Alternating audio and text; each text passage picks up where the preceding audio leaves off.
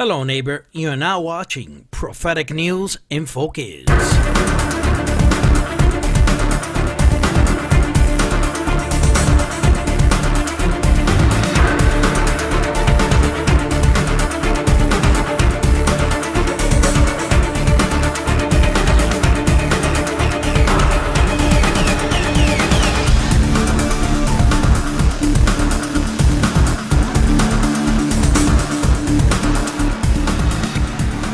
Welcome to another broadcast of Prophetic News in Focus.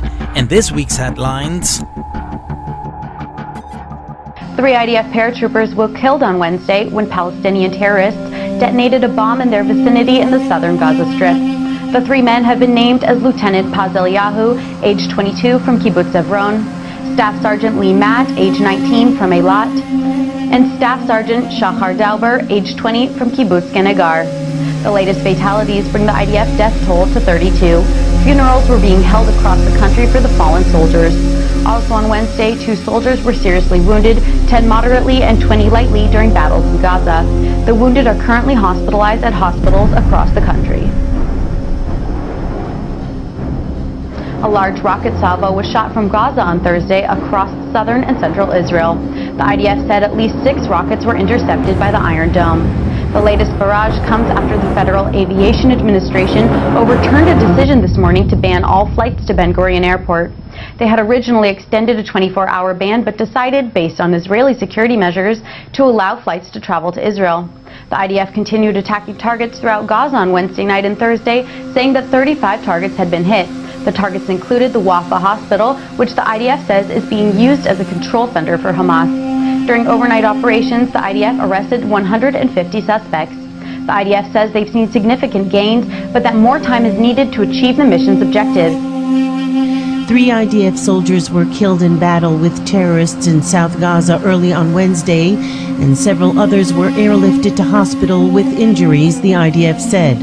The 3 have been named as Lieutenant Paz Eliyahu, age 22, a paratrooper soldier from Kibbutz Evron, Sergeant Lee Matt, age 19, from Eilat, and Staff Sergeant Shachar Dauber, a 20-year-old paratrooper from Kibbutz Genegar. The 3 paratroopers were killed when an explosive detonated in their vicinity. On Tuesday evening, 2 IDF soldiers were killed in Gaza, Lieutenant Natan Cohen, age 23, from Modi'in, and Captain Dmitry Levitas, age 26, from Jerusalem. The total number of IDF casualties stands at 32 since the start of the ground offensive against Hamas. 2 soldiers have been seriously injured, 10 moderately injured, and 20 lightly injured in Gaza battles over the past 24 hours. Israel's Operation Protective Edge entered its 16th day on Wednesday, marking the 6th day of the IDF's ground incursion into the Gaza Strip. The IDF said that after days of consideration, it attacked the Wafa hospital compound. The military claimed the hospital has been a hotbed of terrorist activities, with gun and anti-tank missile fire originating from the site. The Al-Wafa hospital was evacuated last week after a number of phone call warnings from the IDF. An IDF official said that destroying the tunnels was the heart of IDF's current activities, and more fighting was seen around their entrances. Rockets fired toward Israel from Gaza continued all day on Wednesday. A Thai worker became the 3rd civilian fatality in Israel since Operation Protective Edge began, when a mortar shell fired from the Gaza Strip hit a greenhouse in a farming community in Ashkelon Coast Regional Council. United Nations Secretary General Ban Ki-moon spoke at a news conference before leaving Israel for Jordan. The virus must stop now, as I said. Dialogue must begin. That's what I am now doing to promote such a dialogue among the parties concerned. And the situation must be addressed at its roots. We have identified underlying issues that includes an end to occupation and the daily humiliation and anger that comes with it. The Protective Edge counter-terror operation is still at large, many successes, but also grave price. More than 30 IDF soldiers have been killed since the beginning of the ground attack. We come from a very small family, but that seemed to quickly change after meeting people in Israel who instantly felt like one big family. We initially said that we wanted to bring our son back home to Los Angeles.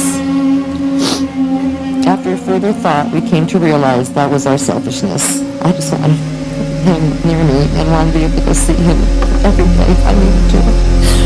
But after being in Israel and seeing all the love and support and how he is treated and remembered here, we decided that Max needed to remain in Israel, no longer the lone soldier, forever at his home. We concluded that the Israeli people would honor him for his sacrifice and provide him with the lasting respect he deserves. We pray for peace. To our beloved son, may your memory burn everlasting in the hearts of your friends here in Israel, as it will amongst all your family and friends in the United States of America. One of the significant attacks we were informed of is the attack on what used to be a hospital. IDF reported that Hamas has turned the Wafa hospital into a command center and rocket launching site. Hamas has fired at Israel and at the IDF forces from the hospital, and so as a result, the IDF repeatedly conveyed warnings to the hospital staff and urged civilians to leave the area. Hamas continued firing from the hospital. In response, the IDF targeted specific sites and terrorists within the hospital grounds. In the video footage of the attacks, secondary explosions can be seen, confirming IDF intelligence about this site.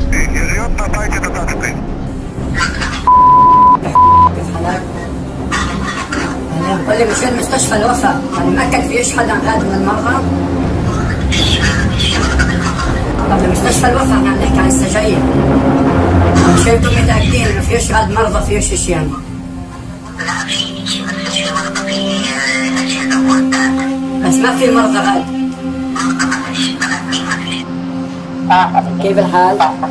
حكيت الحمد لله حكيت أنا كمان مرة بحكي لك. مدير المستشفى رد عليك مدير المستشفى؟ حكيت معاه حكى لي انه بالنسبه له ما في اي طوارئ طبيه موجوده ولا مرضى هو سكر المستشفى كل ابواب المستشفى وما فيش مجال لاي حدا يدخل من المستشفى لانها مغلقه. بس انت حكيت يعني مع السيد قال لك فيش حدا منهم غاد.